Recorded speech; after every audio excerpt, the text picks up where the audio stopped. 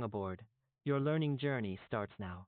Ever feel like some family dramas are just never ending? Forget simple arguments. We're talking about a whole system crashing down. It's not just two people clashing, but multiple layers of influence colliding. Think of it as a structural earthquake in your living room. So, what are these layers? First, the parents don't actually leave the nest.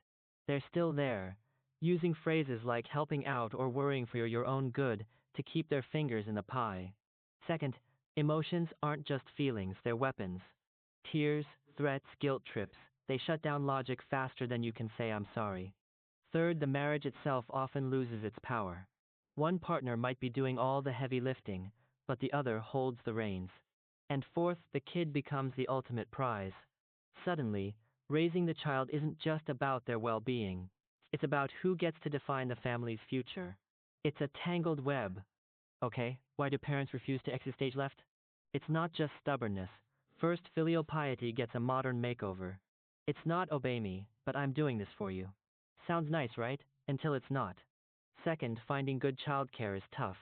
So mom and dad step in offering reliable care. But that care comes with an invisible price tag, control. Third, there's the debt narrative. I sacrifice so much for you. Makes it hard to say no when they want to meddle. And finally, sibling dynamics play a role. Sometimes, one child is expected to be the perfect, understanding one, absorbing more of the family's emotional weight.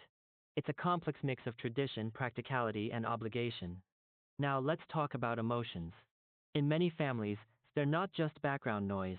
They're the main event, the governance tool. Ever notice how crying or acting hurt can instantly derail a rational discussion? That's emotional counter-control. It's a shortcut to power. And who usually takes the brunt of this? The spouse. They become the safe target for frustration because they're less likely to walk away. Conflicts might seem to ease overnight, but without real resolution, they just wait to erupt again. Add biased intervention from other relatives, and suddenly it's not just a couple's fight, but a whole clan drama. Emotions aren't solving problems, they're running the show. And then there's the child. Everyone says it's for the child, but what does that really mean? On one hand, it's genuinely about their best interests, safety, education, happiness. But on the other hand, the child becomes the battleground for adult power struggles. Who's the better parent? Who gets to decide the future? The child becomes the symbol, the center of sovereignty. Why? Because they represent the family's hopes, especially for upward mobility. And because custody issues are so sensitive, it's easy to weaponize the child's needs. Laws are starting to push back, saying parents, not grandparents, hold the primary responsibility. But the cultural habit of using the child as leverage is deeply ingrained.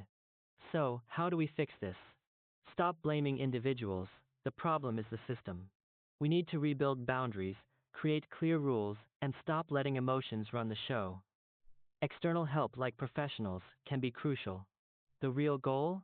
Put the child's genuine interests above everything else, not just adult face-saving politics. It's about changing the structure, not just hoping personalities magically improve. That's the challenge.